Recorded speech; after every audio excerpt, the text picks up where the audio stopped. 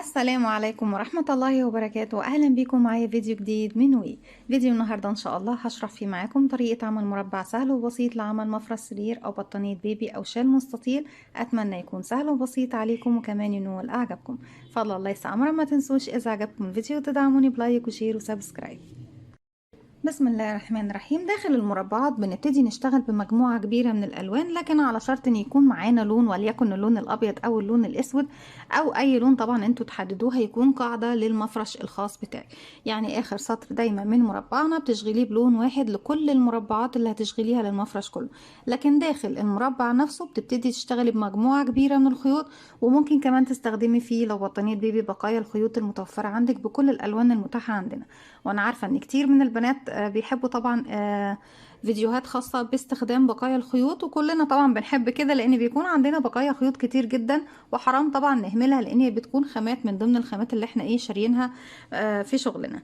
بسم الله الرحمن الرحيم. بنبتدي نشتغل زي ما احنا شايفين بخيط صوف متوسط السمك مع إبرة رقم 3.5 مليمتر، وممكن كمان إبرة رقم 4 مليمتر. في البداية بسم الله الرحمن الرحيم ببتدي أجيب الخيط، بسيب منه مسافة والف الخيط حلقة على الهواء. بدخل داخل الحلقة، اسحب الخيط واخرج منها، طرف الخيط بشده بقفل عقدة البداية.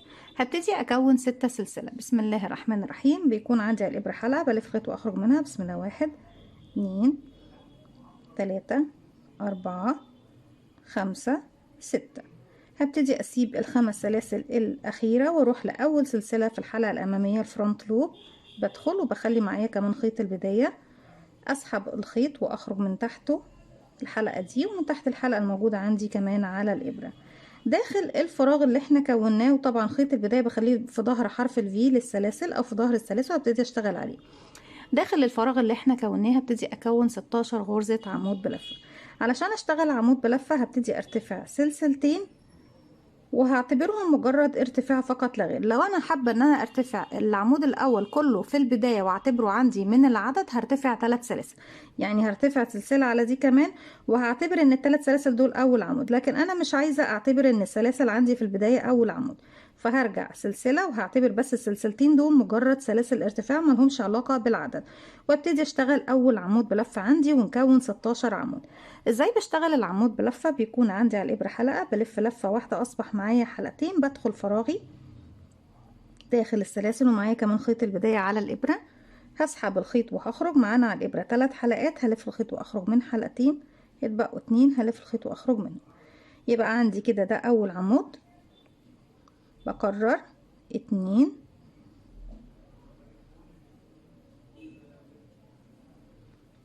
3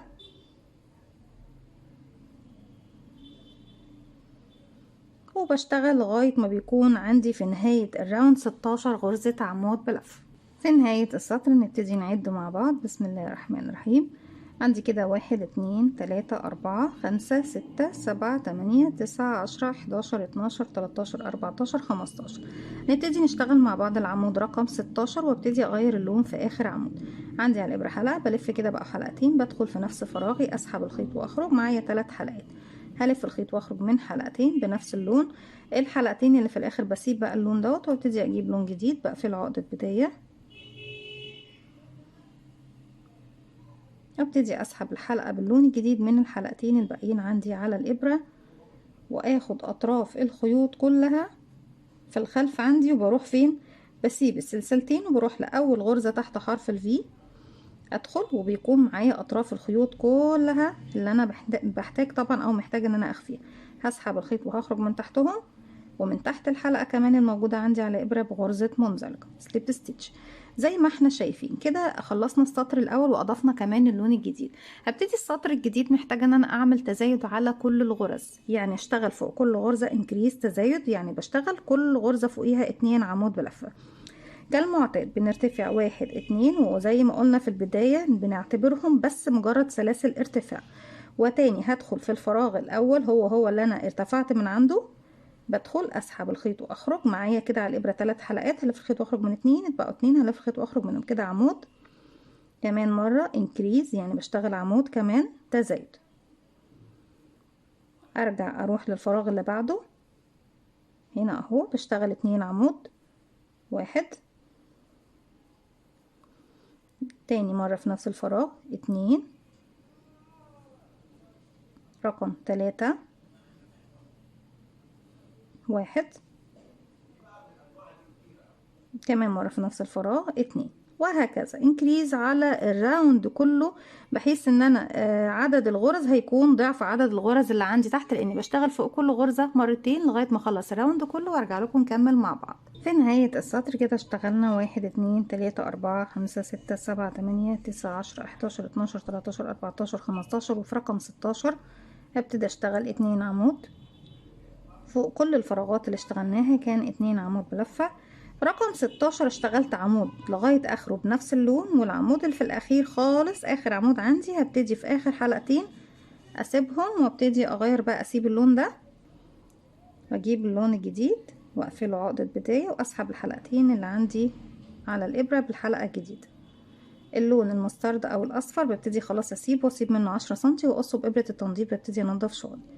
هسيب السلسلتين، وفي اول غرزة اشتغلتها هبتدي ادخل فوقيها واقفل بغرزة منزلق. طيب هبتدي شغلي يا بنات فين؟ هبتدي في المكان اللي ما بين العمودين اللي هو الاول والتاني، يبقى همشي كمان بمنزلقة، يعني مش هشتغل تحت حرف الفي، لا همشي في الفراغ اللي ايه ما بين الغرزتين وابتدي اشتغل. هبتدي اشتغل في اول غرزة سلسلة، وداخل نفس الفراغ هو من الداخل كده ما بين العمودين بدخل واشغل غرزة حشو، اسحب الخيط واخرج معايا الابرة حلقتين، الف خيط واخرج منهم بغرزة حشو. ده بالنسبة طبعا بالنسبة للفراغ الاول. هروح اشتغل بعد كده في الفراغ التاني اللي هو هيكون فين بقى؟ بسيب العمود ده والعمود ده وبروح ما بين العمودين اللي جايين دول، وابتدي بدون اي ارتفاعات هبتدي اشتغل 6 غرزة عمود بلفة. بيكون عندي على الابرة حلقة، بلف لفة واحدة بقى معايا حلقتين. احنا قلنا هنسيب العمود ده والعمود اللي بعده واروح ما بين العمودين دول اللي هما اللي بعدهم، هبتدي اشتغل 6 عمود في نفس الفراغ. 1 2 3 4 5 6. هسيب هنا ده العمود اللي انا كنت شغاله ما بينه وبين اخوه اللي جنبيه، هسيبه واسيب اللي بعده واروح هنا في المكان اللي بعدهم في منتصف ما بين العمودين، وابتدي اشتغل غرزة حشو زي ما احنا شايفين. ارجع الف الخيط على الابرة، بسيب بقى العمود ده والعمود اللي بعده وما بين العمودين اللي بعدهم ابتدي اشتغل 6 عمود، وهكذا. بسيب عمودين وما بين العمودين بقى اللي بعديهم بشتغل حشو، بعد كده اسيب عمودين واشتغل في المكان اللي ما بين العمودين 6 عمود. 1 2 3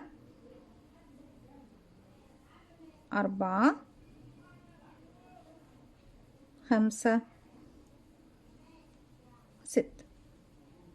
العمود اللي انا اشتغلت عنده بسيبه، بسيب اللي بعد منه، وبعد اللي بعد منه في الفراغ بقى اللي في النص ده ابتدي اشغل غرزة حشو زي ما احنا شايفين، وبكرر دوت لغاية ما اوصل لنهاية الراوند. في نهاية السطر بعد ما اشتغلت اخر 6 عمود هروح لاول غرزة حشو اشتغلتها، هبتدي اقفل بغرزة منزلق في نفس المكان اللي انا واقفة فيه. هبتدي اضيف لون جديد،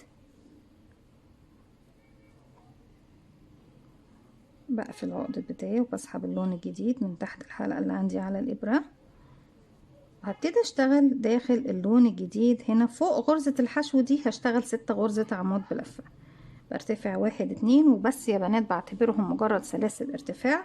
وفي نفس الفراغ هو فوق غرزة الحشو الأولى هبتدي اشتغل 6 غرزة عمود بلفة. 1 في نفس الفراغ، 2 أطراف الخيوط معايا في الخلف، 3 4 5 6.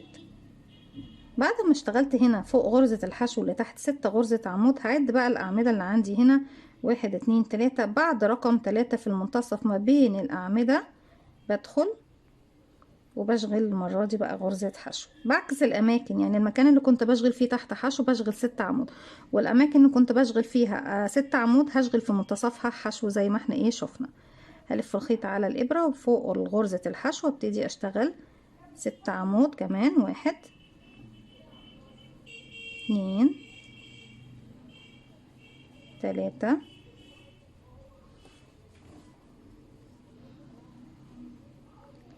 4 5 6. بعد ما اشتغلت 6 عمود هاجي هنا اعد 1 2 3 في المنتصف هنا بعد التالت، ما بين التالت ورقم 4 في المنتصف بدخل واعمل غرزة حشو، وبكرر دوت لغاية ما بوصل لنهاية الراوند. زي ما احنا شايفين بيبتدي يكون فيه تداخل في الالوان بطريقة مميزة جدا وجميلة، سهلة وبسيطة لكن محتاجة مننا شوية تركيز. هكمل لغاية ما اوصل لنهاية الراوند وارجع لكم نكمل مع بعض. في نهاية السطر بعد ما اشتغلت اخر 6 غرزة عمود بلفة ابتدي اشتغل اخر غرزة حشو، بشتغلها في منتصف الأعمدة ما بين العمود رقم 3 ورقم 4. بدخل أسحب الخيط وأخرج.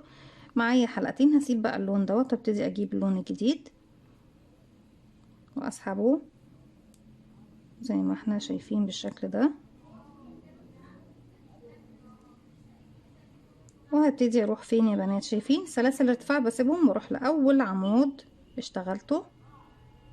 خلاص أنا مش محتاجة اللون الأورنج خالص، الخيط الأورنج. بسحب معايا بس ايه طرف الخيط الاصفر الجديد والخيط اللي هو ايه زي ما احنا شايفين باللون الاخضر. هسحب بقى بمنزلقة من تحت الشغل كله زي ما احنا شايفين. في المرحلة دي هبتدي ارتفع سلسلة واحدة بس، وهبتدي اشتغل غرزة نصف عمود فوق كل غرزة من الغرز الستة دول. ازاي بشتغل غرزة نصف عمود؟ بيكون عندي على الابرة حلقة، بلف الخيط لفة واحدة وهعتبر السلسلة دي مجرد سلاسل ارتفاع. كده عندي حلقتين، بدخل فراغي هو اسحب الخيط واخرج. معانا 3 حلقات على الابرة، بلف خيط واخرج منهم 1 2 3. انا خرجت كده من كل الحلقات الموجودة عندي. تاني بكرر، معايا حلقة بلف لفة واحدة، بدخل فراغي اسحب الخيط واخرج. معايا 3 حلقات هلف الخيط واخرج منهم 1 2 3، وهكذا فوق ال6 دول بشتغل 6 زيهم 1 2، بس ايه غرزة نصف عمود بتل عمود بلف. 3 4 5 6 بدون اي سلاسل وبدون اي ارتفاعات. هروح لغرزة الحشو واشتغل عليها نصف عمود، سلسلتين 1 2، كمان مرة في نفس الفراغ غرزة نصف عمود تاني. يبقى هنا عندي دي اول زاوية. هبتدي اشتغل على ال6 عمود 6 نصف عمود، 1 2 3 4 5 6. الغرزة الحشو اللي جاية هنا كانت زاوية نصف عمود، سلسلتين نصف عمود. هنا هيكونوا 2 نصف عمود بس ما فيش ما بينهم سلاسل، يعني 2 نصف عمود مباشرة، 1 2 في نفس الفراغ، وارجع اكرر 6 نصف عمود. وفي المرحلة اللي جاية ببتدي اكرر بقى نصف عمود سلسلتين نصف عمود كده. 1 عفوا 2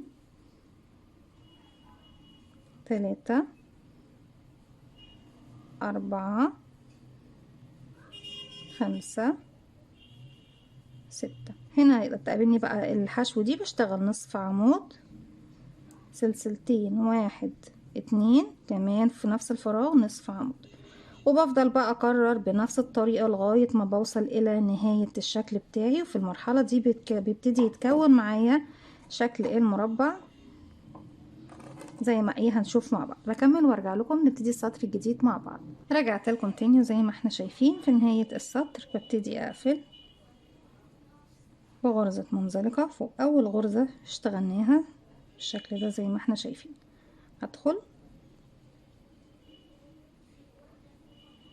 هقفل بغرزة منزلقة عفوا. واحنا طبعا ممكن نغير اللون الجديد في الحلقة اللي جاية، او ممكن في اخر 3 حلقات برجعهم تاني وابتدي اجيب اللون الجديد.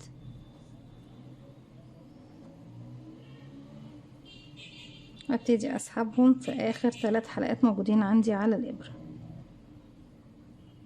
وفي اول غرزة ببتدي بقى ادخل اقفل بغرزة منزلقة، اسحب اطراف الخيوط الجديدة معايا على الابرة وابتدي اشتغل عليها سطر كامل. وفي النهاية خالص بسيب 10 سنتي من كل لون، وبإبرة التنظيف ببتدي انضف الشغل بتاعي. ببتدي ارتفع سلسلتين، وفي كل غرزة هتقابلني ببتدي اشتغل ايه يا بنات بقى؟ ببتدي اشتغل غرزة عمود بلفة واحد لغاية ما اوصل لسلسلتين الزاوية، بشتغل فيهم 2 عمود 2 سلسلة 2 عمود بلفة. يبقى الفراغ الاول عندي هنا اهو، بشتغل فوقيه عمود، والفراغ اللي بعده عمود، كل فراغ يقابلني بشتغل عمود واحد بس.